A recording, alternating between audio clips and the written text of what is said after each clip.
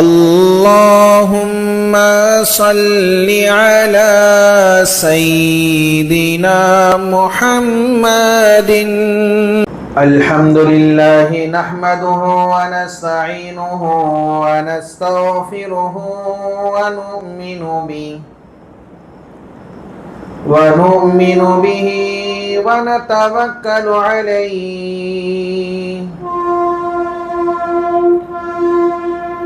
ونعوذ بالله من شرور أنفسنا ومن سيئات أعمالنا. من يهده الله فلا مضل له ومن يضلله فلا هادي له. ونشهد أن لا إله إلا الله وحده لا شريك له. ونشهد أن سيدنا ونبينا ومولانا محمدا عبده ورسوله. أما بعد فأعوذ بالله السميع العليم من الشيطان الرجيم. بسم الله الرحمن الرحيم. وإذ تأذن ربكم لئن شكرتم لأزيدنكم ولئن كفرتم إن عذابي لشديد. صدق الله مولانا العظيم. وقال النبي صلى الله تعالى عليه وسلم: من سعادة المرء المسلم المسكن الواسع الجار الصالح المركب الهنيء، أو كما قال النبي صلى الله تعالى عليه وسلم: رب اشرح لي صدري ويسر لي أمري واحلل عقدة من لساني يفقه قولي. اللهم صل على محمد وعلى آل محمد كما صليت على إبراهيم وعلى آل إبراهيم إنك حميد مجيد. اللهم بارك على محمد وعلى آل محمد كما باركت على إبراهيم وعلى آل إبراهيم إنك حميد مجيد. يا ربي صل وسلم دائما أبدا على حبيبك خير الخلق كلهم.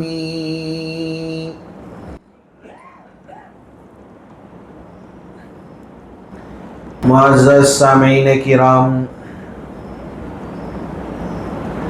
اور میرے غیور مسلمان بھائیوں، بزرگوں اور دوستوں،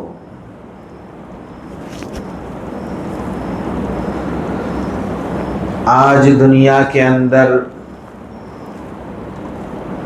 ہر انسان سکون کی تلاش میں پھر رہا ہے، اور ہر ایک سکون حاصل کرنے کے لیے محنت و جستجو کر رہا ہے۔ صبح سے شام تک اور پوری رات نہ دھوپ دیکھ رہا، نہ چھاؤں دیکھ رہا ہے، نہ ٹھنڈ دیکھ رہا ہے، نہ گرمی دیکھ رہا ہے، ہر وقت محنت کرتا ہے اس نیت سے کہ میری زندگی کے اندر سکون آ جائے۔ انسان یہ سمجھا ہوا ہے کہ مال اگر مل جائے گا تو سکون آ جائے گا، انسان یہ سمجھا ہوا ہے کہ بنگلہ اگر مل جائے گا تو سکون آ جائے گا، انسان یہ سمجھا ہوا ہے کہ دولت اگر آ جائے گی تو سکون آ جائے گا. ہم خود یہ سوچیں کہ کیا مال کے مل جانے سے سکون آتا ہے؟ سکون کے بجائے اور پریشانیاں آتی ہیں. ایسی پریشانیاں کہ جو مال کے نہ ہونے سے پہلے انسان ان پریشانیوں کو دیکھا بھی نہیں ہوگا. ایسی پریشانیاں مال آنے کے بعد آتی ہیں. تو انسان کی یہ سوچ کہ مال آئے گا تو سکون ملے گا، یہ غلط ہے.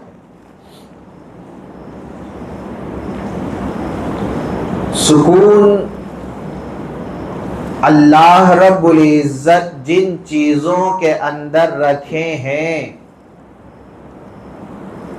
انسان ان کاموں کو کرے گا تو زندگی میں اللہ سکون دے گے.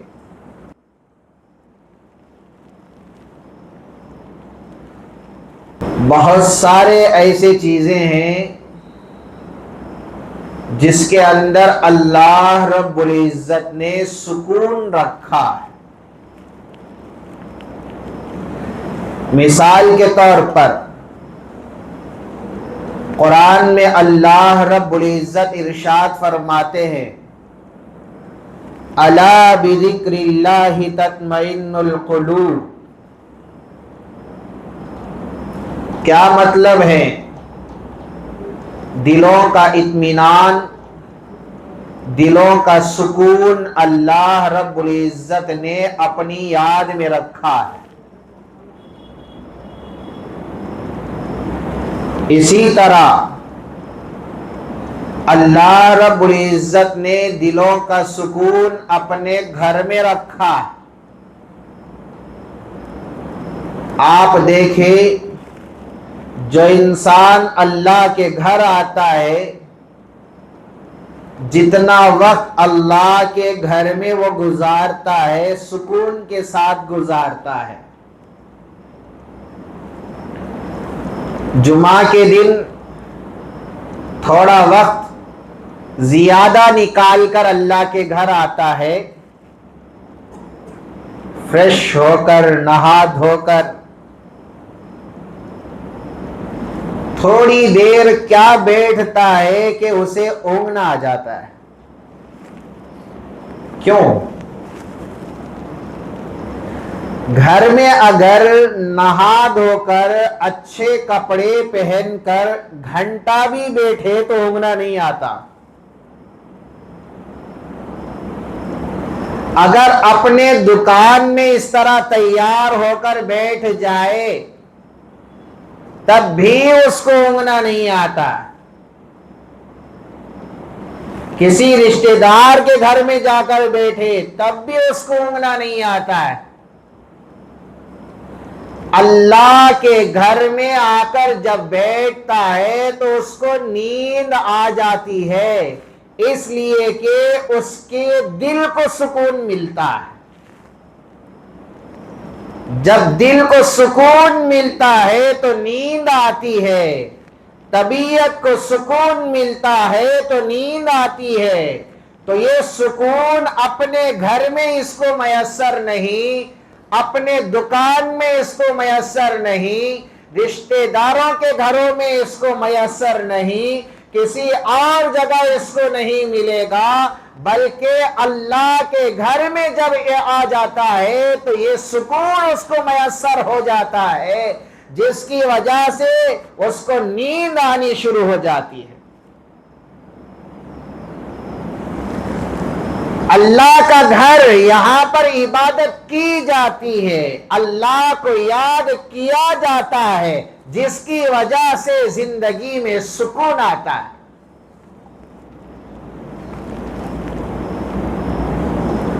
ایک اور بات سمجھیں، انسان نیک بنتا ہے تو اس کی زندگی میں بھی اللہ تعالیٰ سکون عطا فرماتے ہیں. جب انسان برا بن جاتا ہے تو اس کی زندگی میں سکون نہیں آتا. نیک انسان ہے تو اس کی نیکی کی وجہ سے، اس کے اچھے کام کی وجہ سے اللہ تعالیٰ اس کی زندگی میں سکون عطا فرماتے ہیں. برے انسان کی زندگی ٹینشن میں گزرتی ہے، پریشانیوں میں گزرتی ہے، سکون میں نہیں گزرتی. یہاں پر سمجھیں، اللہ کے رسول حضرت محمد مصطفیٰ صلی اللہ علیہ وسلم نے ہمیں اس بات کی رہنمائی کی ہے، اس بات کا ہمیں درس دیا ہے کہ خوش نصیبی، خوش بختی کی علامت اللہ کے نبی صلی اللہ علیہ وسلم نے یہ بتائی ہے، من سعادت المرء المسلم، انسان کی سعادت مندی یہ ہے. اللہ کے نبی صلی اللہ علیہ وسلم نے 3 باتیں ارشاد فرمائے. جس کے پاس یہ 3 چیزیں ہوں تو سمجھ لو کہ خوش نصیب انسان ہے. اللہ کے نبی صلی اللہ علیہ وسلم نے سب سے پہلی چیز بتائی سعادت مندی کی، خوش نصیبی کی پہلی چیز المسکن الواسع، کہ آدمی کے پاس کشادہ گھر ہو، وسیع گھر ہو. ایسا نہیں کہ بالکل چھوٹا سا گھر جس کے اندر نہ کوئی ہوا آتی ہے نہ کوئی روشنی آتی ہے. تنگ گھر نہیں ہے، وسیع گھر، کشادہ گھر. اس لیے کہ جب گھر کشادہ ہوگا، وسیع ہوگا، بڑا گھر ہوگا، انسان کو سکون ملتا ہے، انسان کو اس گھر کے اندر راحت ملتی ہے، انسان اس کے اندر پریشان نہیں ہوتا ہے، چڑچڑاہٹ اس کے اندر نہیں آتی ہے، اس کے بچے بھی سکون سے رہتے ہیں، اس کے گھر والی بھی سکون سے رہتی ہے. تو نبی علیہ الصلوۃ والسلام نے کشادہ مکان کو سعادت مندی کہا ہے. آج دنیا کے اندر بہت سارے ہزاروں لوگ ایسے ہیں جو چھوٹے چھوٹے گھروں کے اندر زندگی گزار رہے ہیں. چھوٹے گھر میں بھی زندگی کٹ جاتی ہے. بڑے بڑے شہروں کے اندر دیکھے چھوٹے چھوٹے گھر. الحمدللہ اللہ کا شکر ہے کہ ادھر کے گھر اتنے چھوٹے نہیں ہیں. قریوں میں ایک چھوٹے شہروں کے اندر کشادہ گھر اکثر ہوتے ہیں، لیکن بڑے شہروں میں آپ جا کر دیکھیں، وہاں کی حالت آپ دیکھیں، جتنا کمرہ قریے کے گھروں میں ہوتا ہے اتنا گھر ان لوگوں کا ہوتا ہے.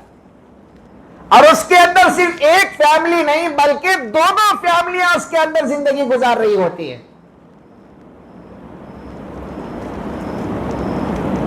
سامان رکھنے کے لیے صحیح جگہ نہیں ہوتی، سونے کے لیے ڈھنگ سے جگہ نہیں ملتی، پکانے کے لیے ڈھنگ سے جگہ نہیں، کپڑے دھوئے تو سکنے ڈالنے کے لیے ڈھنگ سے جگہ نہیں. ایسے گھروں کے اندر بھی وہ زندگی گزار رہے ہیں. لیکن اللہ کے نبی صلی اللہ علیہ وسلم نے کیا بات فرمائی ہے؟ سعادت مندی انسان کی اس بات میں ہے کہ کشادہ مکان اس کے پاس ہو، وسیع مکان اس کے پاس ہو، بڑا سا گھر اس کے پاس ہو. اور ظاہر سی بات ہے کہ جس کے پاس اچھا بڑا عمدہ سا گھر ہو اور خاص گھر ہو، اس کی زندگی کے اندر سکون ہی سکون. لیکن ایک آدمی کے پاس کرائے کا گھر ہے، وہ کرائے کے گھر میں رہ رہا ہے، آپ اس سے پوچھ کر دیکھیں،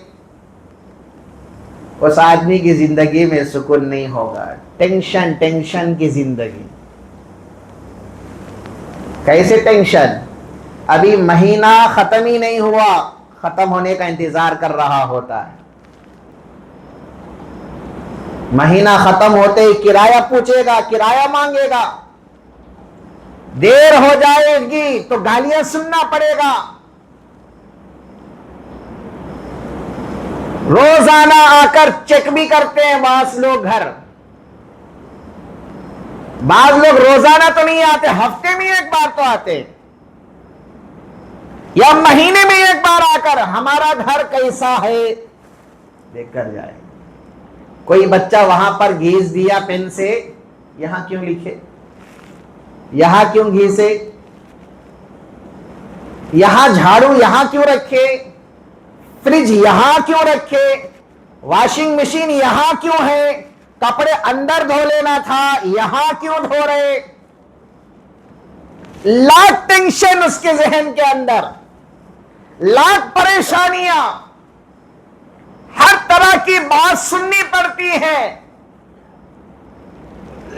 کرائے کا مکان جس میں آدمی رہتا ہے سکون سے نہیں ہوتا ہے، خاص گھر ہے، کشادہ گھر ہے، بڑا گھر ہے، آپ اس سے پوچھ کر دیکھیں، شاہانہ زندگی وہ گزار رہا ہوتا ہے، کسی بات کا ڈر نہیں، کون آ کر کیا کہے گا، یہ تو اپنا گھر ہے، اپنی من مانی، اپنی چاہی زندگی، من چاہی زندگی یہاں پر میں گزاروں گا۔ اللہ کے نبی صلی اللہ علیہ وسلم نے فرمایا انسان کی سعادت مندی اس بات میں ہے کہ کشادہ مکان اس کے پاس۔ اس کے اندر حکمت علماء کرام نے لکھی ہے، ایک حکمت یہ بیان فرمائی کہ آدمی کشادہ مکان ہوگا تو سکون سے رہے گا، تنگ اگر مکان ہے، چھوٹا مکان ہے، میاں بیوی کے جھگڑے زیادہ ہوں گے۔ کیوں؟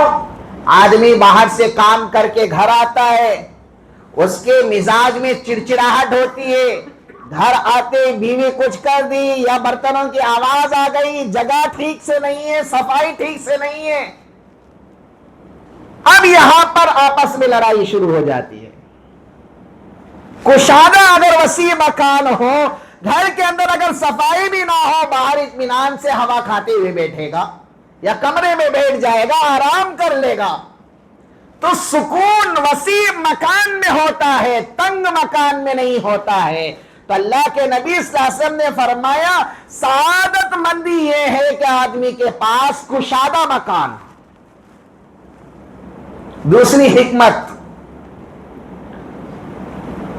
کہ آدمی کے پاس کشادہ مکان ہے، گھر کے خواتین پردے کے ساتھ رہیں گی، ان کے لیے سہولت پردے کے انتظام کی ہوگی۔ اگر گھر کشادہ نہیں ہے، تنگ ہے، تو خواتین کا پردے سے رہنا مشکل ہو جاتا ہے۔ گھر کے اندر کوئی مہمان آ گئے، اب پردہ کرنا مشکل، کپڑے دھوئے، کپڑے سکھانے کے لیے باہر جانا پڑے گا، تو بے پردگی جب مکان تنگ ہوتا ہے اس کے اندر ہوتی ہے۔ اگر مکان کشادہ ہو، اگر مکان بڑا ہو، اگر مکان وسیع ہو، اس کے اندر بے پردگی کا احتمال اتنا زیادہ نہیں ہوتا ہے۔ تو بہرحال اللہ کے نبی صلی اللہ علیہ وسلم نے ارشاد فرمایا آدمی کی سعادت مندی میں سے یہ ہے کہ اس کے پاس کیا ہو، کشادہ مکان۔ اور دوسری بات، الجار الصالح، نیک پڑوسی اس کا، اچھا پڑوسی ہو، کہ ہماری زندگی میں سکون آنے کے لیے پڑوسی کا اچھا ہونا بھی ضروری ہے۔ اگر مکان اپنا ہے لیکن اس کے باوجود پڑوسی اچھا نہیں ہے تو زندگی وہ مشکل بنا دے گا۔ تو پڑوسی کا اچھا ہونا یہ نہایت ضروری ہے. اچھا پڑوسی مل گیا تو سمجھو کہ ہماری زندگی میں سکون آئے گا، ہماری زندگی میں خوشیاں رہیں گی.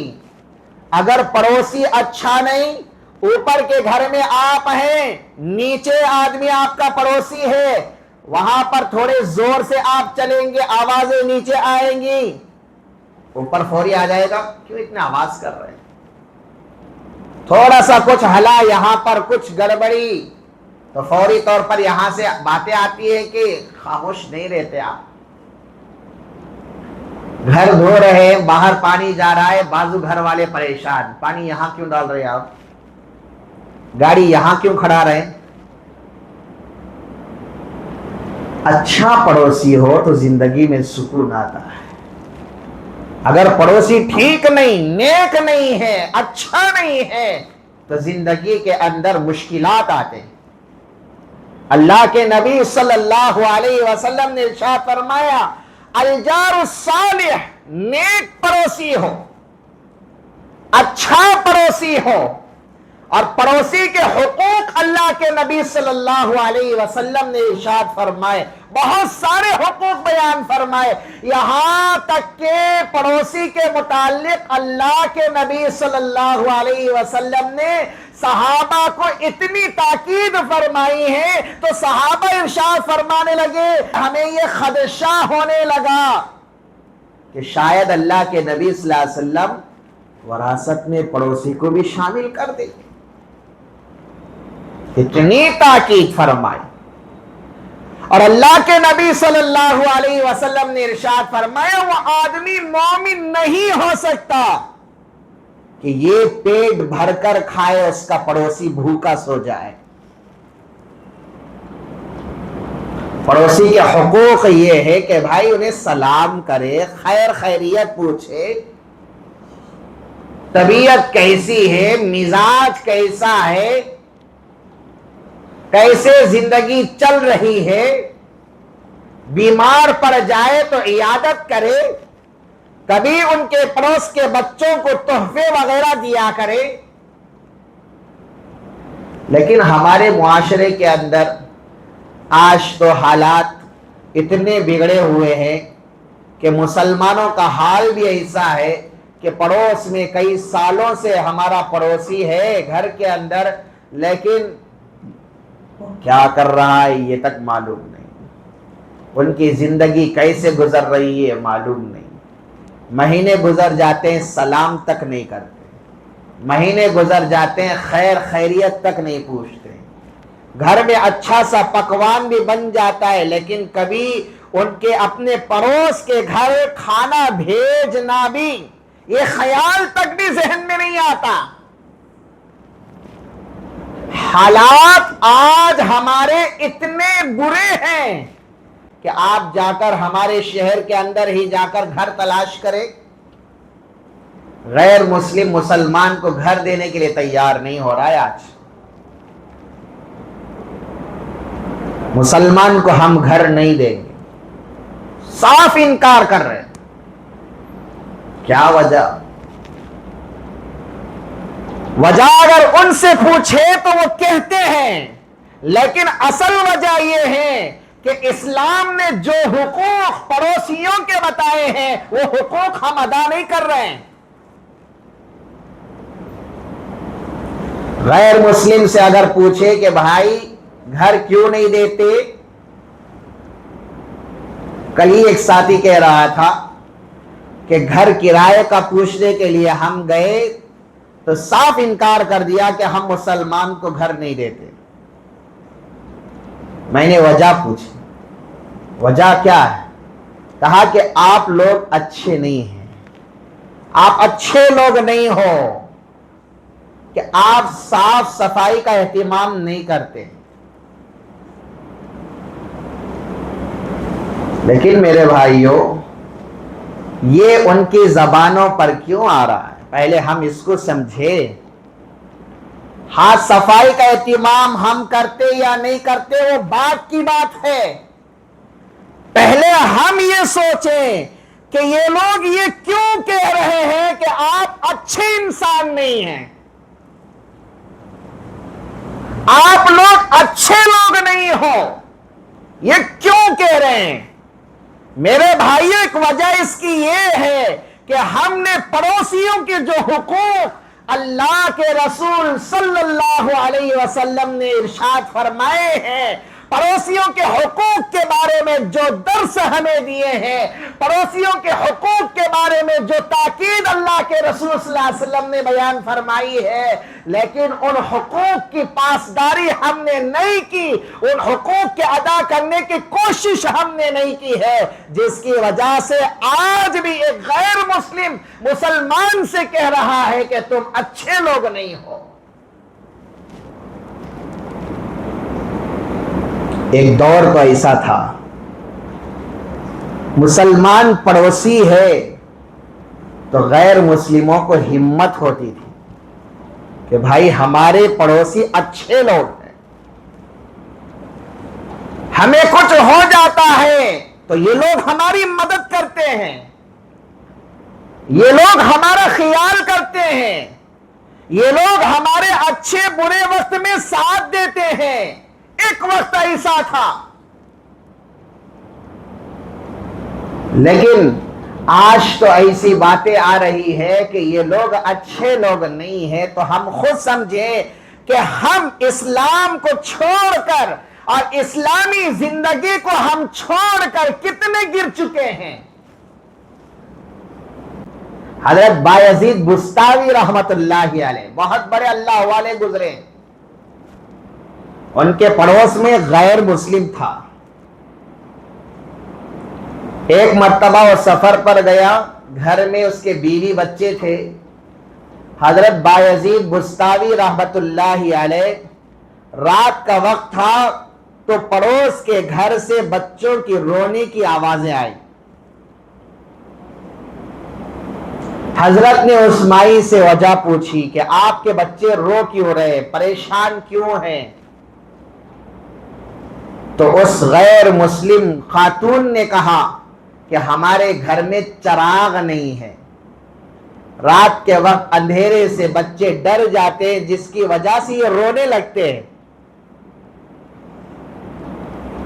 حضرت نے اس وقت سے اس کے شوہر کے آنے تک، سفر سے اس کے شوہر کے لوٹنے تک روزانہ رات کے وقت میں اپنے گھر سے چراغ میں تیل مکمل بھر دیتے، چراغ کو روشن کرتے اور اس کے گھر دے کر بھیجتے اور کہتے کہ جاؤ میرے پڑوسی کو یہ چراغ دے کر آ جاؤ تاکہ اس کے بچے رات کو پریشان نہ ہو۔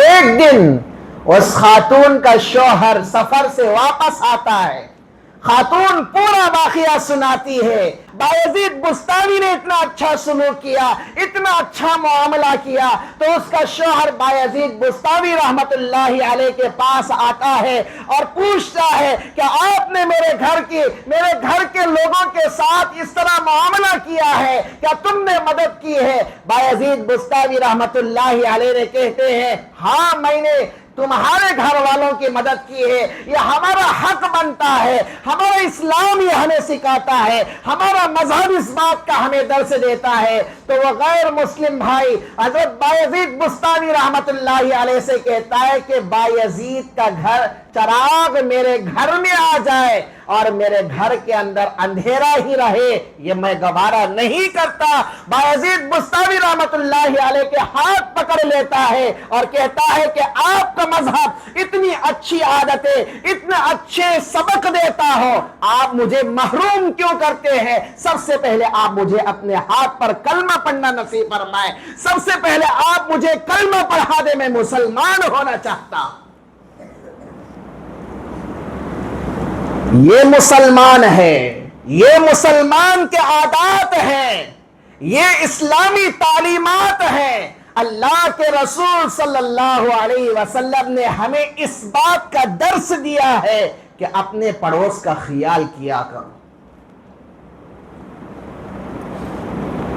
آج ہم اپنے پڑوس کو پوچھ کر بھی نہیں دیکھتے وہ کیسا ہے، بیمار ہے تو عیادت بھی نہیں کرتے، جنازہ ہو گیا ہے تو ہم اس کے گھر جاتے بھی نہیں ہیں، تسلی بھی نہیں دیتے۔ ہمارے گھر میں کچھ پکا ہے تو ہم بھیجتے بھی نہیں ہیں، کیوں نہیں کہیں گے کہ لوگ تم اچھے نہیں ہو؟ جبکہ ہم اسلامی تعلیمات کو چھوڑ دیے تو لوگ کہیں گے۔ جب اسلامی تعلیمات ہماری زندگی میں تھے تو لوگ ہمارے اخلاق کو دیکھ کر، عادات کو دیکھ کر، ہمارے معاملات کو دیکھ کر، ہماری معاشرت کو دیکھ کر اسلام قبول کرتے تھے۔ لوگ کہتے ہیں صفائی کا اہتمام نہیں کرتے،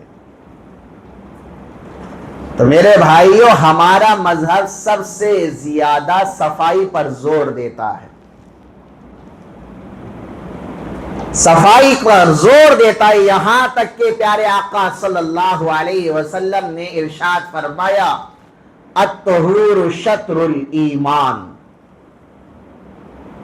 پاکی آدھا ایمان ہے، پاکی ایمان کا حصہ ہے۔ تو ہمارے نبی صلی اللہ علیہ وسلم نے پاکیزگی کا درس دیا ہے، صاف ستھرے رہنے کا درس دیا ہے۔ حضرت سہل تستری رحمت اللہ علیہ بہت بڑے اللہ والے گزرے ہیں،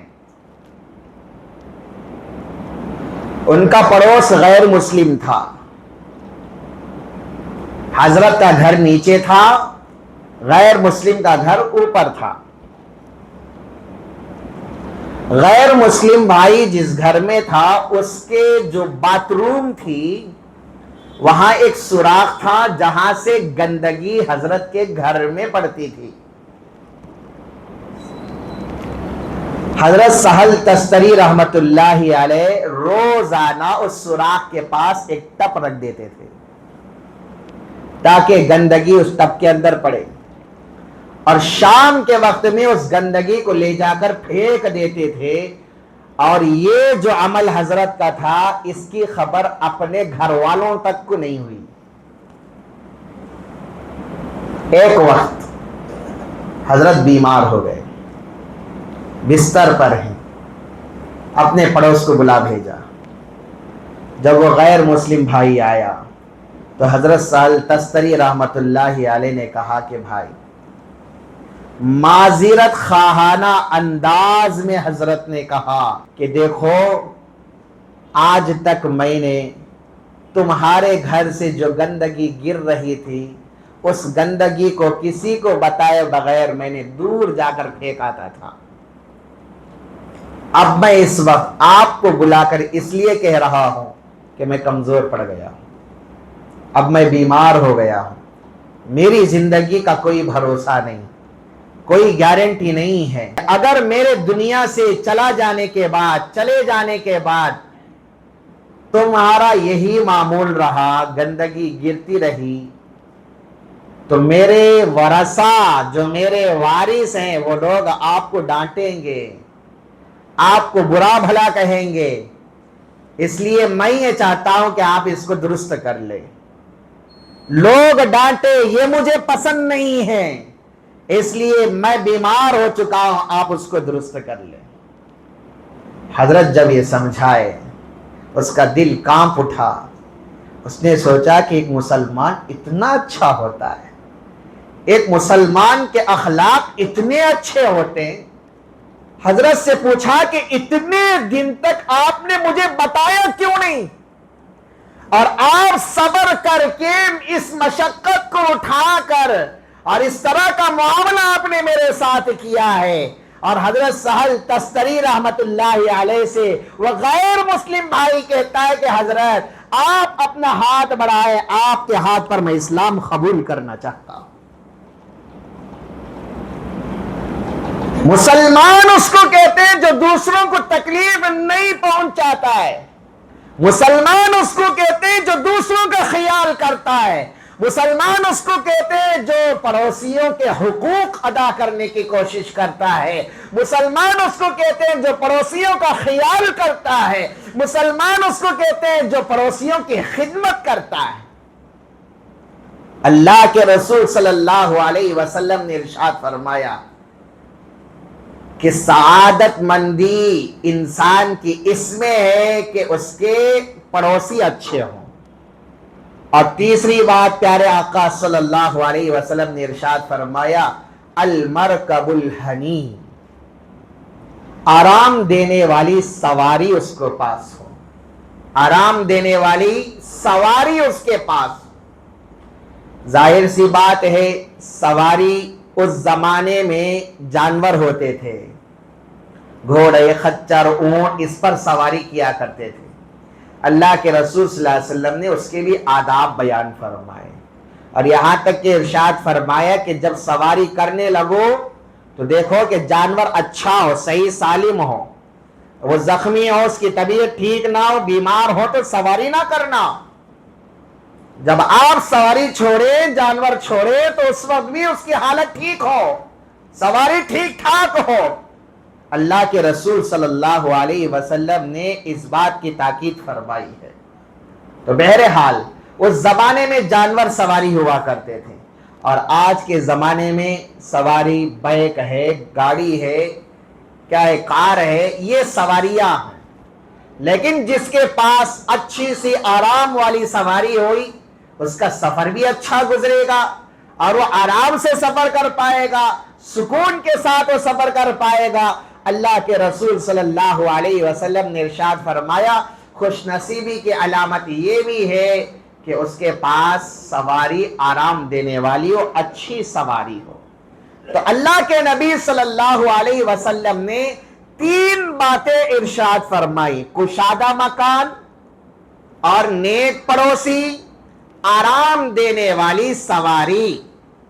ये तीन चीजें इंसान की खुशनसीबी की अलामत है। तो बहरहाल ये तीन चीजें भी अल्लाह की नेमतें हैं। तो इसलिए हमें चाहिए कि इन नेमतों का हम अल्लाह रब्बुल इज्जत का शुक्र अदा करें, इन नेमतों का शुक्र अदा करके अल्लाह के यहां अदर के हम मुस्तहिक बने। तो मेरे भाइयों, अल्लाह रब्बुल इज्जत से दुआ गो हो कि अल्लाह ताला जो कुछ कहा और सुना गया इन बातों पर सबसे पहले कहने वाले को अमल की तौफीक अता फरमाए। अल्लाह ताला हम तमाम को अमल पेरा बनाए। आमीन। व आखिर दावाना अनिल हम्दुलिल्लाहि रब्बिल आलमीन।